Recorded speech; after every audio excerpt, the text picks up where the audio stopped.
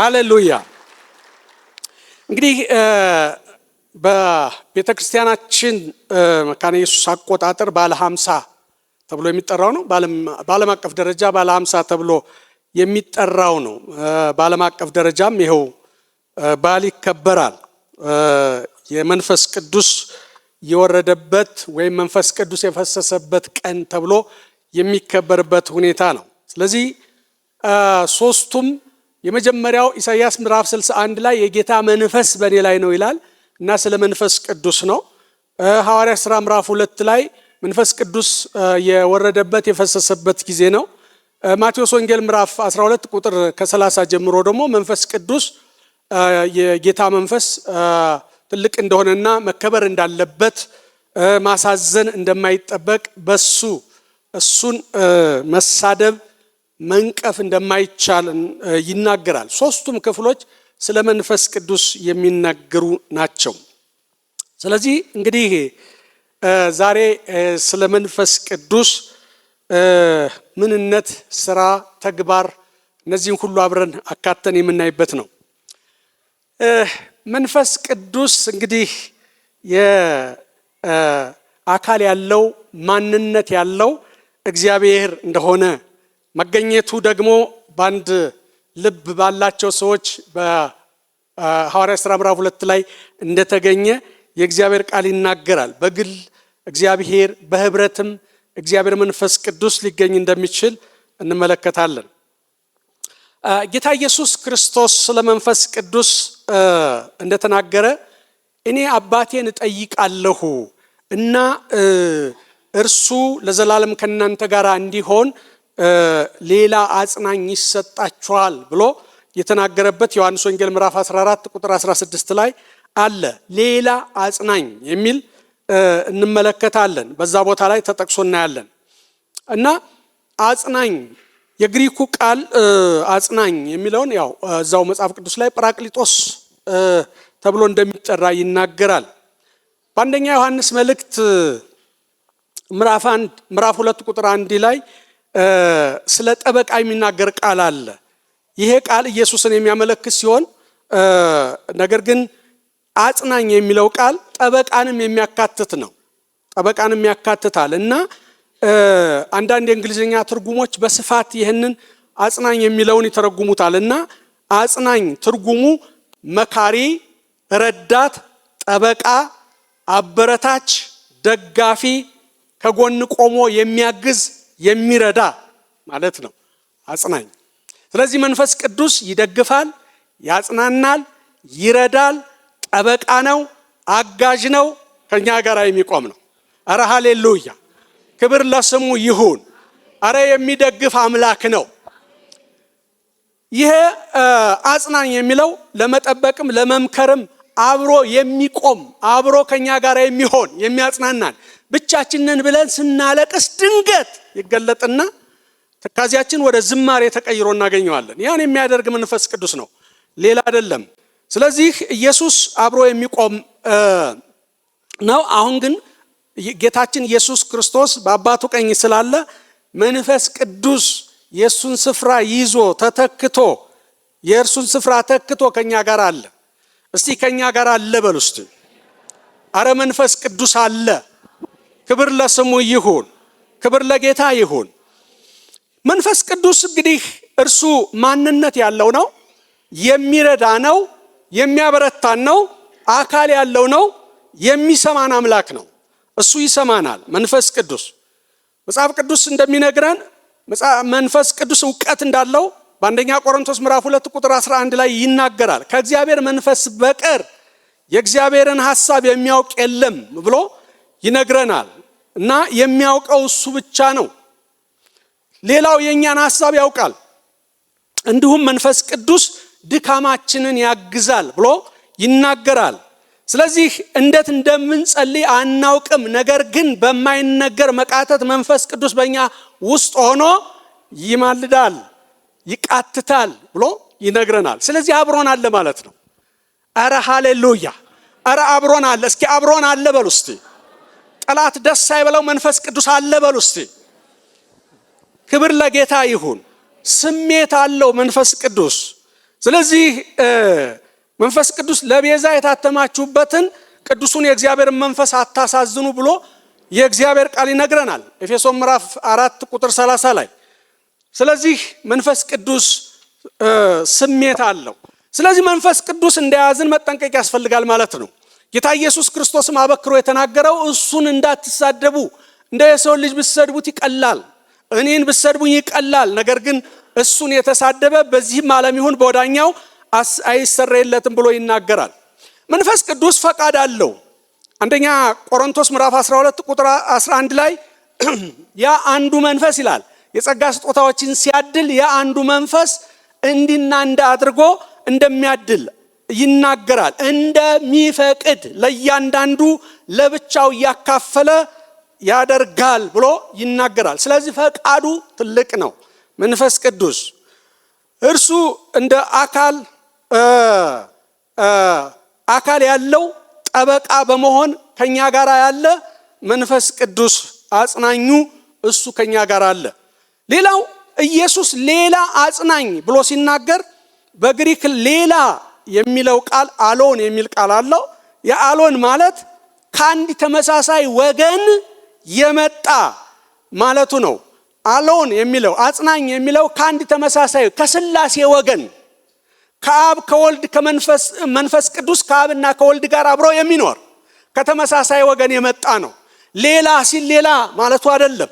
ስለዚህ ከዛ ከተመሳሳይ ወገን ያ ማለት ከእግዚአብሔር ተርታ ነው። ያ ማለት እግዚአብሔር ነው። ያ ማለት እግዚአብሔር መንፈስ ቅዱስ ከአብና ከወልድ ጋር አብሮ የሚኖር መሆኑን ልናይ እንችላለን። ኢየሱስ አንድ አጽናኝ ሆኖ ሳለ መንፈስ ቅዱስ ደግሞ በተመሳሳይ ወገን የሚያጽናናበትን ሁኔታ እንመለከታለን ማለት ነው። መንፈስ ቅዱስ እርሱ ተብሎ ተጠርቷል። ስብዕና ያለው፣ ፈቃድ ያለው፣ የሚመራ የሚገዛ፣ ያ ብቻ አይደለም፣ በሰዎች ላይ ከፍ ያለውን ሁሉ ለማድረግ ፈቃድ ያለው፣ ሁሉን ማድረግ የሚችል አምላክ ነው። ኢየሱስን እንደምናውቀው መንፈስ ቅዱስን እንድንወደው ይፈልጋል። ጌታ ኢየሱስ ክርስቶስ እንድንወደው መንፈስ ቅዱስን እንድንቀበል ስለ መንፈስ ቅዱስ ኢየሱስ ክርስቶስ ሴንሲቲቭ ነው። ምክንያቱም ከጽንስ ጀምሮ እስከ መጨረሻው ድረስ በኢየሱስ ክርስቶስ የመወለድ ጀምሮ እስከ ቀብር ድረስ ሁሉን ነገር እየሰራ አብሮ የነበረ መንፈስ ነው። መንፈስ ቅዱስ የመለኮት ሶስተኛ አካል ነው እና እግዚአብሔር ላማኞች ሁሉ የላከው አጽናኝ ነው።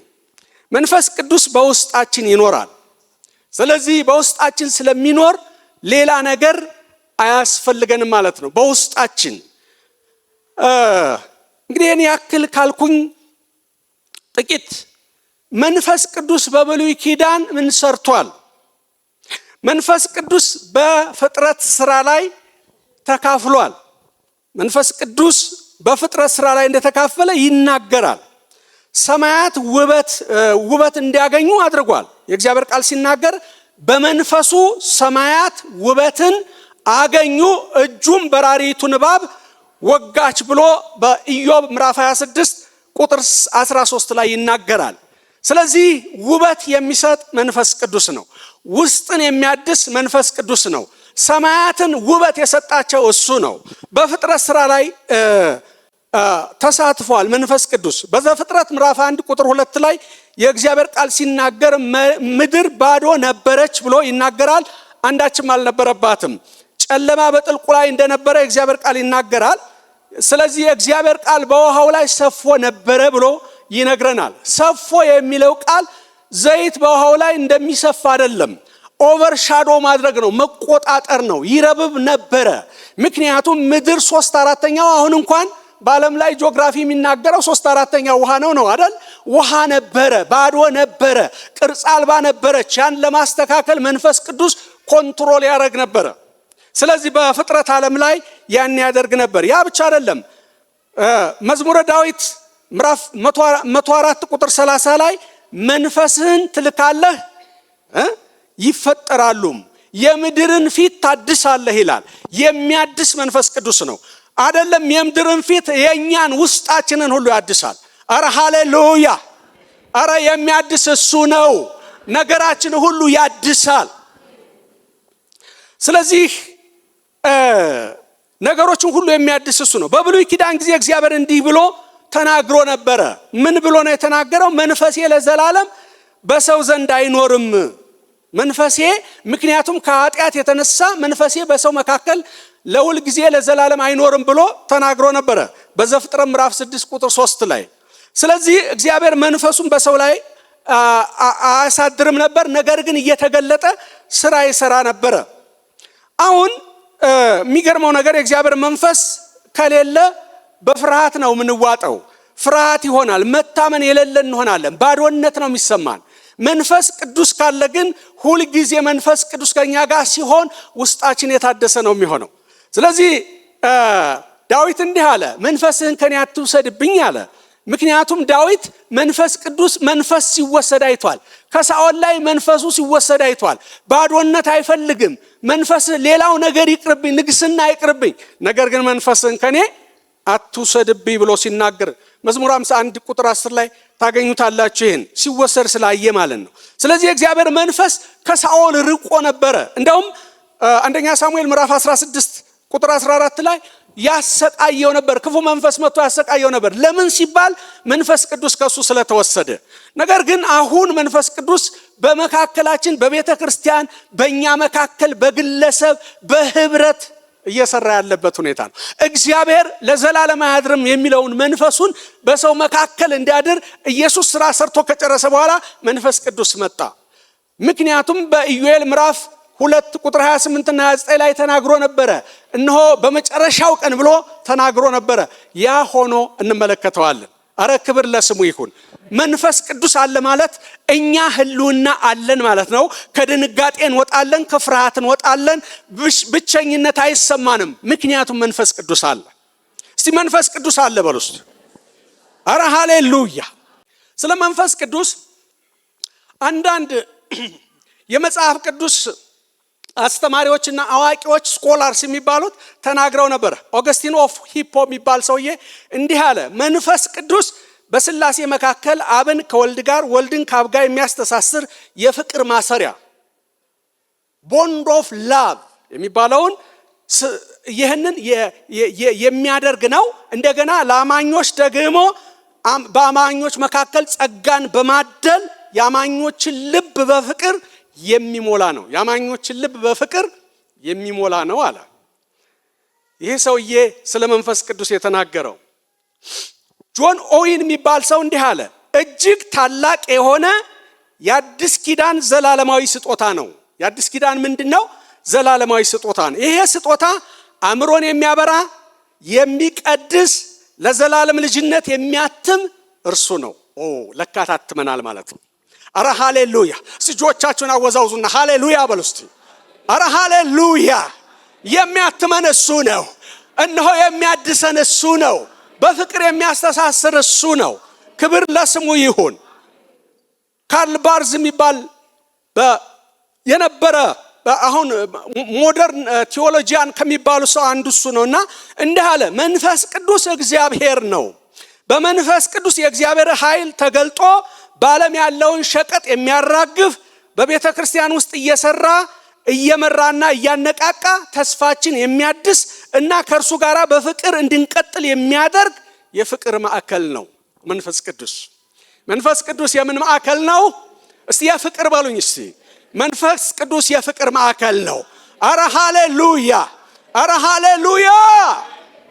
እሱ የፍቅር ማዕከል ነው። አንዲት ሴት እንዲህ አለች፣ ካትሪን ሴና የምትባል ሴት እንዲህ አለች፣ መንፈስ ቅዱስ መለኮት ነው፣ እሳት ነው፣ ፍቅር ነው፣ የጥበብ ምንጭ ነው፣ የፈዘዘውን የሚያነቃ የራቀውን የሚያቀርብ ወደ እሳቱ የሚያስጠጋ የመነቃቃት ኃይል የሚሰጥ ጨለማን የሚገፍ አማኝን በሹክሹክታ ድምፅ ቀርቦ የሚያጽናና ነው። አረ ሃሌሉያ። ለካ ሹክ ይላል መንፈስ ቅዱስ። ለካ በጆሮአችን ሹክ ይለናል። ለካ በምናውቀው ልክ ይመጣል። አረ ሃሌሉያ። እስቲ መንፈስ ቅዱስ በሉና ተናገሩ። አረ ሃሌሉያ። አረ ክብር ለስሙ ይሁን፣ ክብር ለኢየሱስ ይሁን። መንፈስ ቅዱስ ታላቅ ስራ የሰራ ነው። በሰዎች ላይ ተገልጦ ታምር አድርጓል። በመሳፍንት ምዕራፍ 3 ቁጥር 10 ላይ ጎቶንያ የሚባል ሰው ነበርና ከዛ በኋላ ጠላት ሊወረው ሲመጣ በሱ ላይ መንፈስ ቅዱስ መጣ፣ ጠላቶቹን ሁሉ መታ፣ ምድሪቱ 40 ቀን አረፈች ብሎ መጽሐፍ ቅዱስ ይነግረናል። ያ ብቻ አይደለም፣ ጌዲዮን የእግዚአብሔር መንፈስ ገባበት፣ መንፈስ ቅዱስ ገባበት ይላል። እርሱም ቀንደ መለከት ነፋ፣ የኤቤዘር ሰዎች ተጠርተው በኋላው ተከተሉት፣ ጠላቶቹን ሁሉ መታ ብሎ ይነግራል።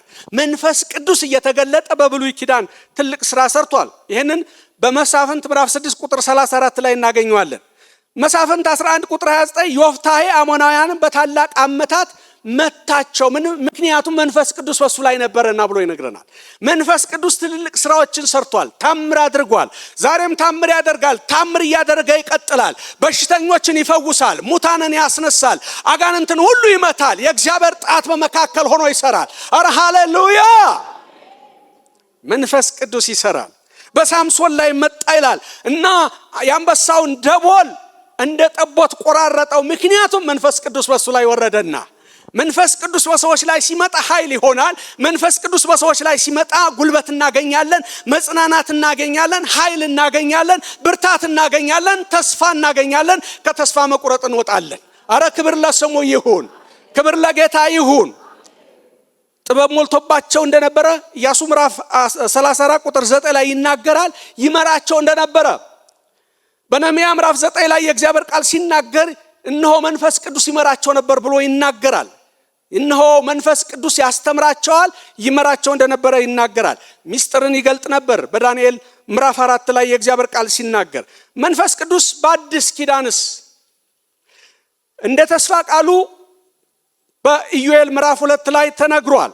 የተስፋ ቃል ነበረ እና ጌታ ኢየሱስ ክርስቶስም ሲናገር አባቴ የሰጠውን የተስፋ ቃል ጠብቁ አላቸው።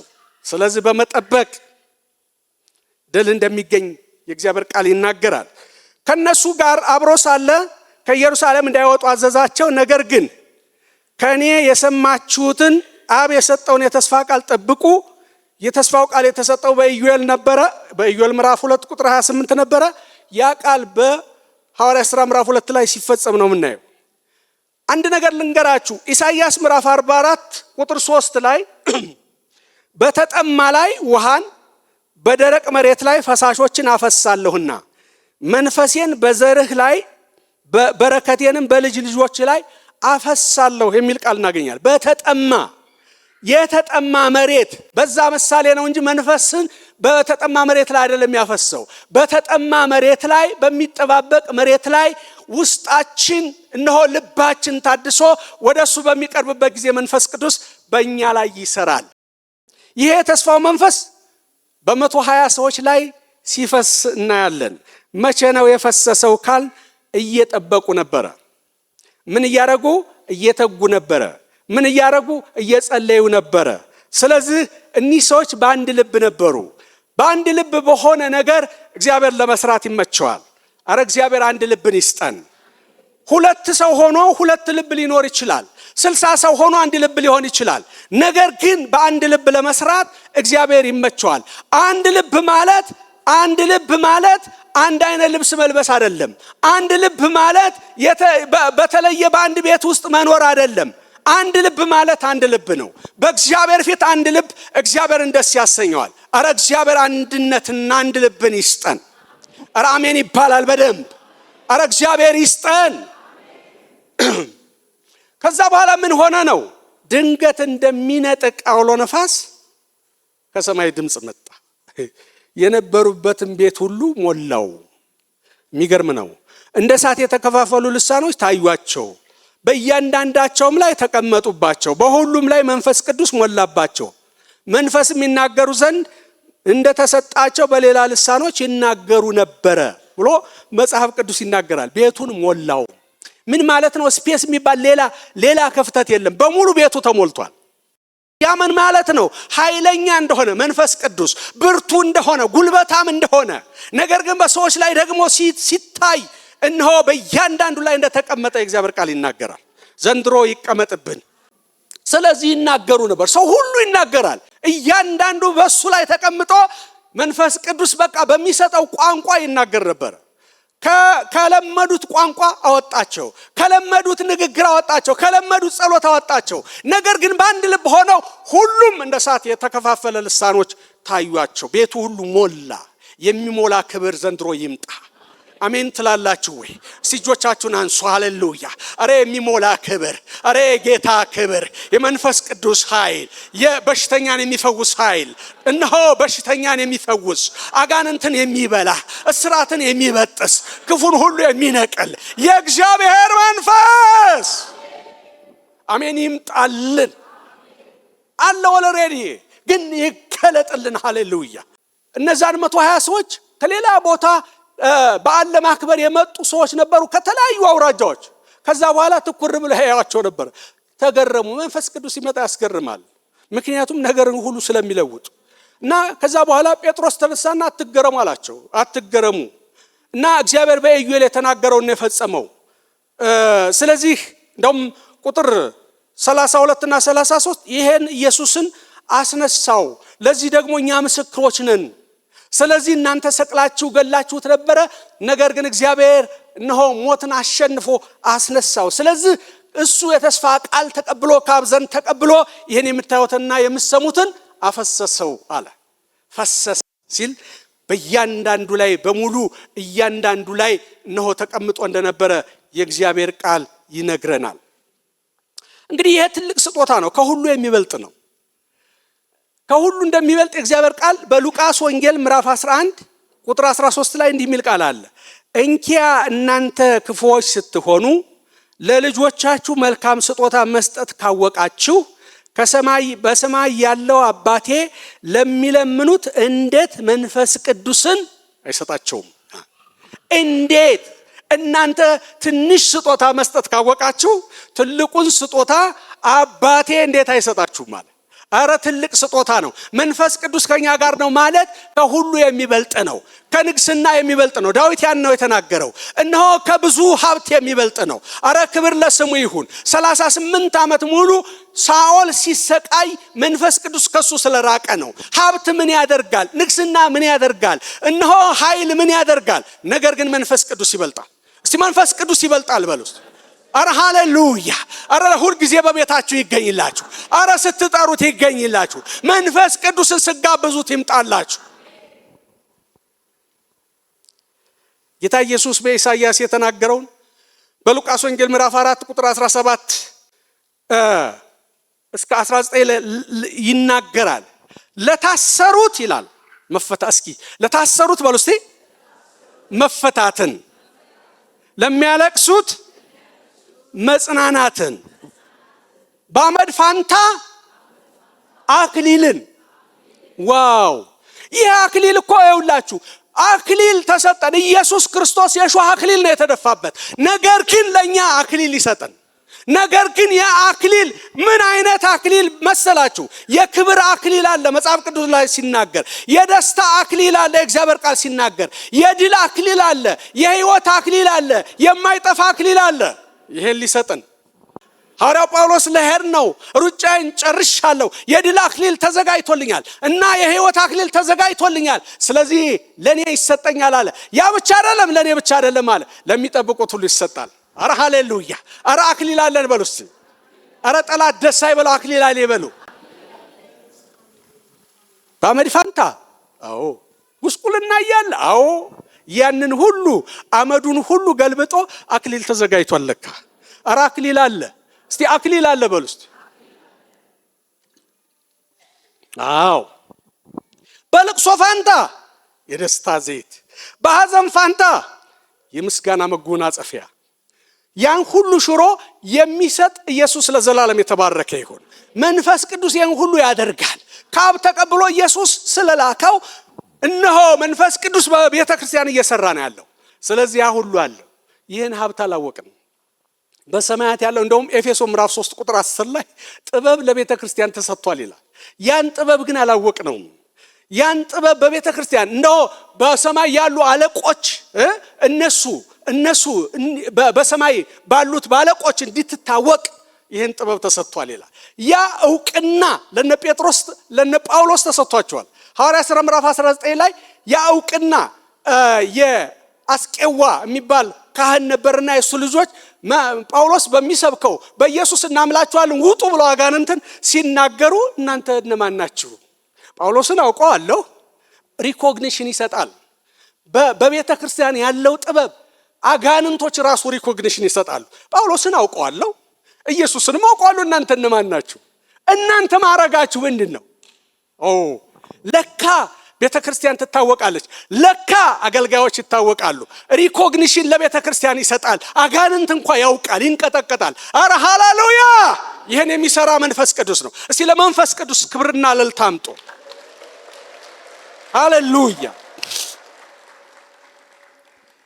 መንፈስ ቅዱስ ያስፈልጋል ወይ? አዎ። ዛሬ አዎ ያስፈልጋል። መንፈስ ቅዱስ ከሌለ ባዶነት ምንም የሌለን አይነት አድርጎ ተስፋ መቁረጥ ሁሉ ይሞላናል እና መንፈስ ቅዱስ ከሌለ ፈውስ የለም። መንፈስ ቅዱስ ከሌለ መጽናናት የለም። መንፈስ ቅዱስ ከሌለ ኃይል የለም። መንፈስ ቅዱስ ከሌለ መተማመን የለም። ስለዚህ እረፍት የለም። ነገር ግን ሊያሳርፈን የሚችል መንፈስ ቅዱስ በውስጣችን አለ። እስቲ በእኔ ውስጥ አለ በሉ። ምክንያቱም መጽሐፍ ቅዱስ ሲናገር ኤፌሶን ምዕራፍ 1 ቁጥር 13 እና 14 እነሆ የወንጌልን ቃል ሰማችሁ፣ በኢየሱስ አመናችሁ፣ በመንፈስ ቅዱስ ታተማችሁ ይላል።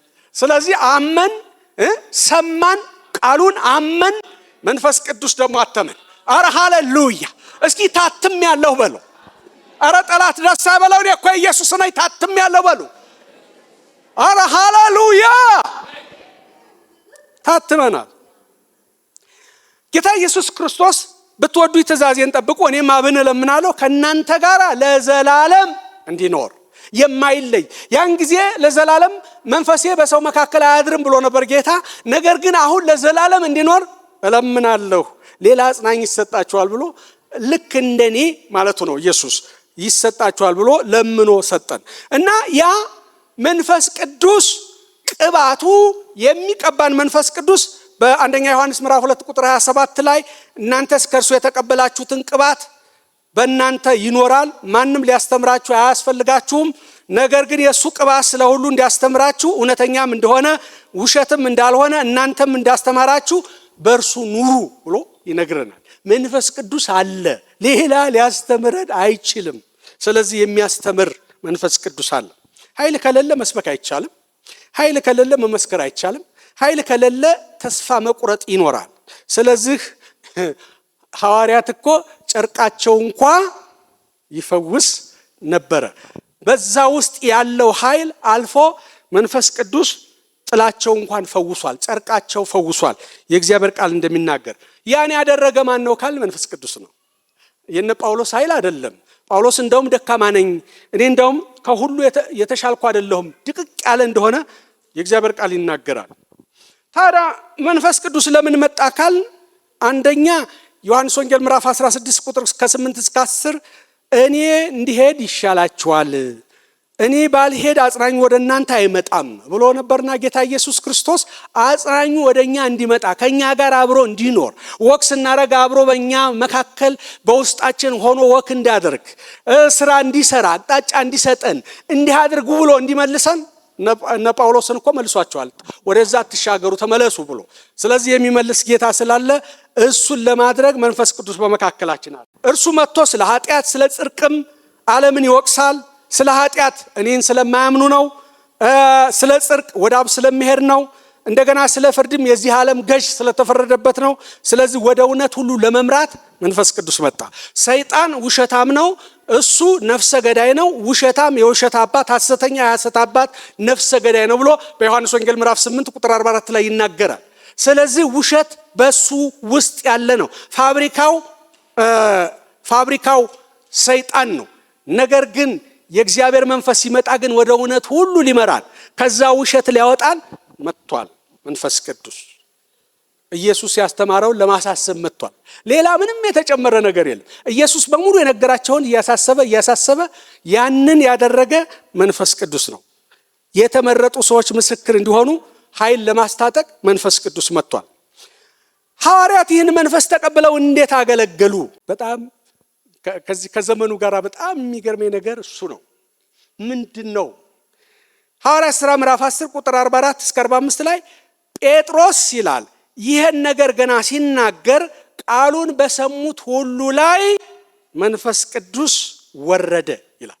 ገና ቃል እየተናገረ ተጠርቶ ከዛ በኋላ አንተን እየጠበቅን ነው ብለውት እየጠበቁት እያለ ገና ኢየሱስ ክርስቶስ ብሎ ሲጀምር መንፈስ ቅዱስ በእነሱ ላይ ወረደ ይላል። የሚያስገርም ነገር ነው። ገና ቃል ሲናገር መንፈስ ቅዱስ ይወርድ ነበረ። ለምንድን ነው እነዚህ ሰዎች መንፈስ ቅዱስን እንዴት ቢጠብቁት ነው የወረደው? ቃሉንስ ሲናገር የእግዚአብሔር ጸጋ በጴጥሮስ ላይ እንዴት ተገልጦ ነው? ነገር ግን እየፈራ እያደነቀ መንፈስ ቅዱስን እየሰማ ይናገር ስለነበረ ሰዎቹ ደግሞ እየጠበቁ ስለነበረ ገና ቃሉን ሲናገር ፈሰሰባቸው ይላል። አረ ይፍሰስባችሁ ዘንድሮ። አረ ሃሌሉያ! አረ መንፈስ ቅዱስ ይምጣልን። መንፈስ ቅዱስ በኃይል ይስራ። ዛሬስ ሐዋርያት ሥራ ምዕራፍ 19 ቁጥር 6 ላይ ጳውሎስ እጁን በጫነባቸው ጊዜ ይላል ገና እጁን ሲጭን መንፈስ ቅዱስ ወረደባቸው፣ በልሳኖችም ተናገሩ ይላል። የሚገርም ነገር ነው። ገና እጁን ጫን ሲያደርግ መንፈስ ቅዱስ ይወርድ ነበረ። ሐዋርያት ሥራ ምዕራፍ 11 ቁጥር 15 ላይ ለመናገር በጀመርኩ ጊዜ መንፈስ ቅዱስ ለኛ ደግሞ በመጀመሪያ እንደወረደ ለነሱ ወረደላቸው ብሎ ጴጥሮስ ይናገራል።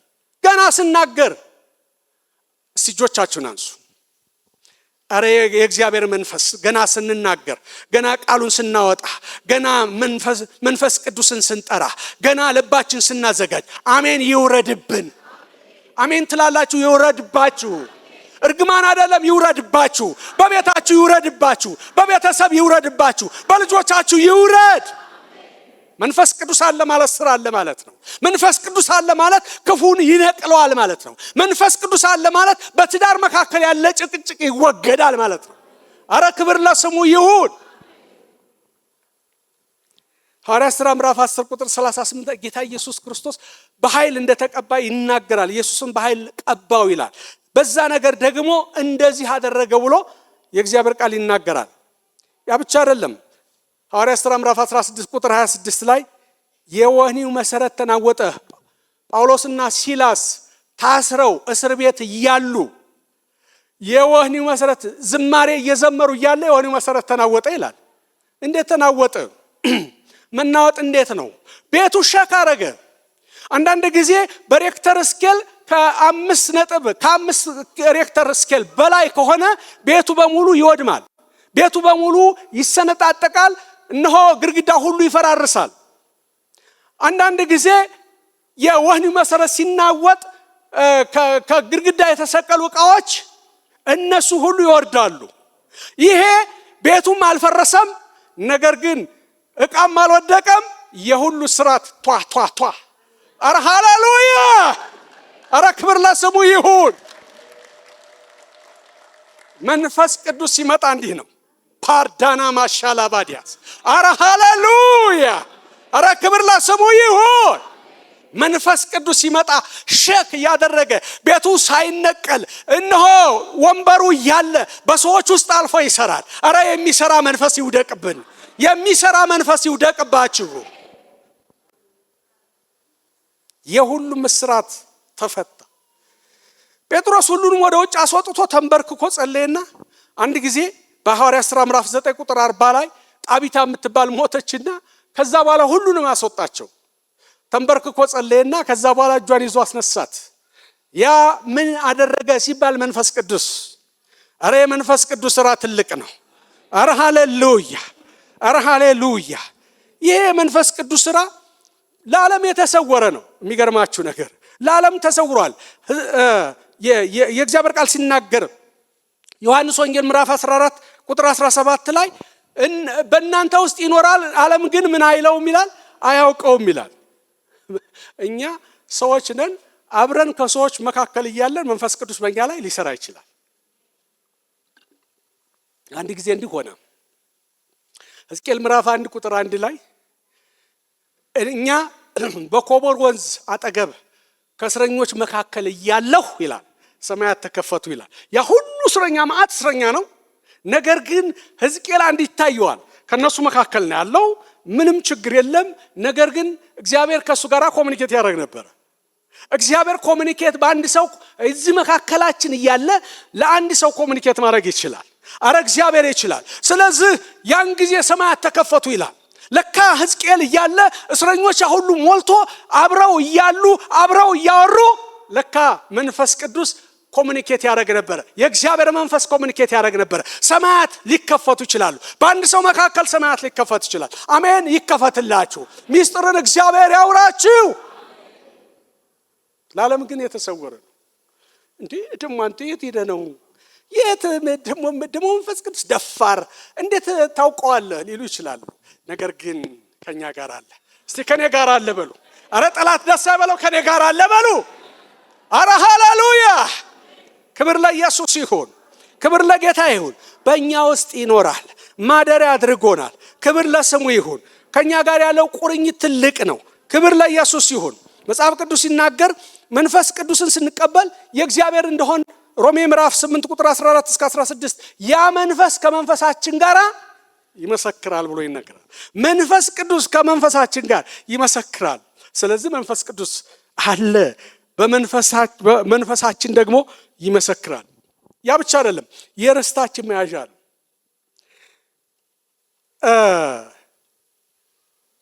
ይሄ የርስታችን መያዣ መንፈስ ቅዱስ ታትመናል።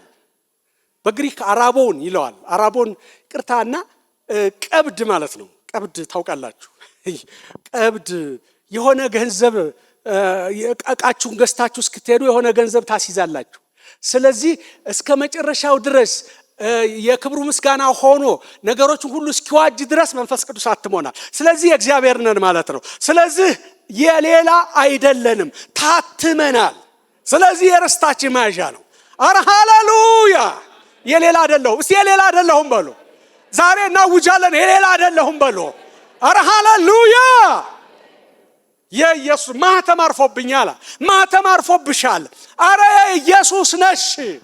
ስለዚህ የክብሩ ምስጋና እስኪዋጅ ድረስ የርስታችን መያዣ ሆኖ ይቀጥላል። በመጨረሻ ግን የእሱ ሆነን መንግሥተ ሰማያት አብረን እሱን እያመለክ ከመላክ ጋር እንኖራለን። ክብር ክብር ክብር ክብር ለስሙ ይሁን። ሃሌሉያ!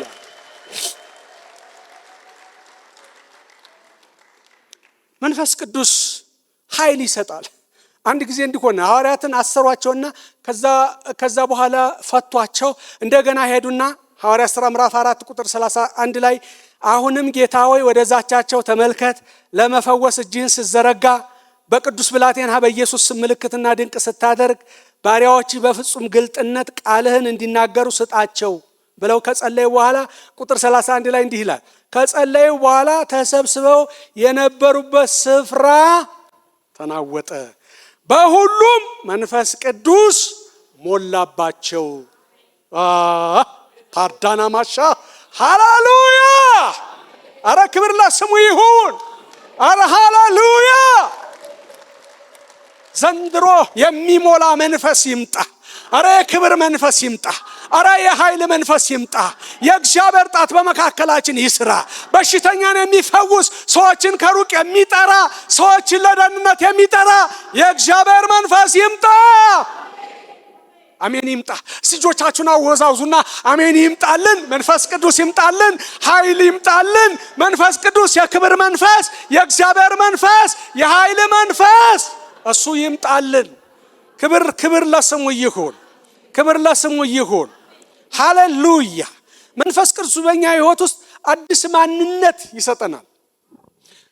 አዲስ ማንነት፣ ብራንድ ኒው እግዚአብሔር አዲስ ማንነት። አረ ሃሌሉያ! መንፈስ ቅዱስ ሲመጣ እንለወጣለን። ምክንያቱም አዲስ ፍጥረት ነን። ክብር ለስሙ ይሁን። አፍንጫችን አይደለም የተቀየረው፣ አስተሳሰባችን እንሆ የሚቀይር ውስጣችን ኢየሱስን እንዲል የሚያደርግ ማንነት በውስጣችን ተገጥሟል። የእግዚአብሔር እንድንሆን የሚያደርግ ማንነት፣ ብራንድ ኒው። ሃሌሉያ! አረ ክብር ለስሙ ይሁን። የጸሎት ትጋትን ይሰጠናል። ኢየሱስን እንድንወደው ያደርገናል። መንፈስ ቅዱስ ሲመጣ ኃይልን ይሰጠናል። ያንግቹ የሚባል እንዲህ አለ፣ በፍርሃትና በድንጋጤ ውስጥ ሆኜ አለ አንድ ቀን ስጸልይ መንፈስ ቅዱስ መጣለ። ቤቱን ሁሉ በሙሉ በቃ እና ከዛ በኋላ በአንድ ጣት ያለምን የማሽከረክር መሰለኛል። መንፈስ ቅዱስ ሲመጣ ኃይል ይሰጣል። መንፈስ ቅዱስ ሲመጣ ጀግና ያደርጋል። መንፈስ ቅዱስ ሲመጣ ምስክር እንድንሆን ያደርጋል፣ እንድንመሰክር ያደርጋል። አረ ያ መንፈስ ይውደቅብን። አረ ሃሌሉያ ይውደቅብን። የእግዚአብሔር አብሮነት ዋስትና ሆኖ ይቀጥላል። የሚለውጥ ኃይል ተቀብለናል። ክብር ለስሙ ይሁን። በአገልግሎት እንድንገለጥ የሚያደርግ ኃይል ተቀብለናል። የሚቀድስ ኃይል ተቀብለናል። መንፈስ ቅዱስ አለ ማለት ይቀድሳል ማለት ነው። ክብር ለኢየሱስ ይሁን። የትንሣኤውን ኃይል እንድናውጅ ያደርጋል። ሐዋርያት እኮ ወጥተው ከዛ በኋላ ፍርሃት የለም፣ ድንጋጤ የለም፣ የትንሣኤው ኃይል ኢየሱስ ተነስቷል አሉና መመስከር ጀመሩ። የትንሣኤውን ኃይል የሚያንቀሳቅስ እነሆ የትንሣኤውን ኃይል እንድናውጅ የሚያደርግ የእግዚአብሔር መንፈስ የእግዚአብሔር ክብር ከሁላችን ጋር ይሁን። አረ ክብር ለስሙ ይሁን። ክብር ለጌታ ይሁን። ክብር ለኢየሱስ ይሁን። ታዲያ ከኛ ምን ይጠበቃል? ከወይኑ ግንድ ጋር መጣበቅ፣ በመንፈስ መኖር፣ በመንፈስ መመራት፣ ከመንፈስ ቅዱስ ጋር መራመድ። ነገር ግን መንፈስ ቅዱስ እንዳያዝንብን ለቤዛ ቀን የታተምንበትን ያንን ቅዱስ የእግዚአብሔር መንፈስ እንዳናሳዝን ጥንቃቄ ማድረግ ያስፈልጋል። መንፈስ ቅዱስ ሁልጊዜ ከኛ ጋር እንዲሆን ከኛ ጋር እንዲሰራ መፍቀድ ያስፈልጋል። እንዴት እንለወጣለን? እንዴት እንወጣለን? ይህንን በማድረግ ይቅር በማለት በአንድ ልብ በህብረት ጌታን በማመስገን በመካከላችን ሆኖ እንዲሰራ በመጋበዝ መንፈስ ቅዱስ ይገለጣል። ይሄን እግዚአብሔር ያድርግልን። እግዚአብሔር ይግለጥልን። ጸልያለን ሁላችን።